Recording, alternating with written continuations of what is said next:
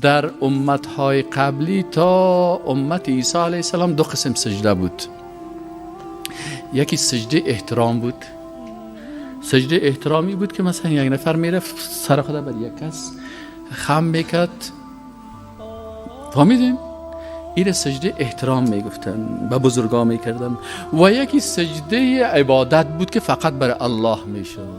الله متعال بر ملائکه گفت که برای آدم علیه السلام سجده چی بکنن؟ احترام بکنین. اینی سجده احترام در شریعت رسول الله صلی الله علیه و سلم منسوخ شد. یک سجده مانده که سجده عبادت است.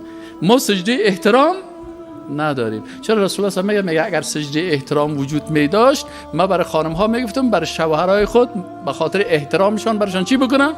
سجده بکنن. اما حق نداره خانم ها برای شوهر خود سجده بکنن. چرا در شریعت رسول الله صلی الله علیه و سلم سجده احترام نه.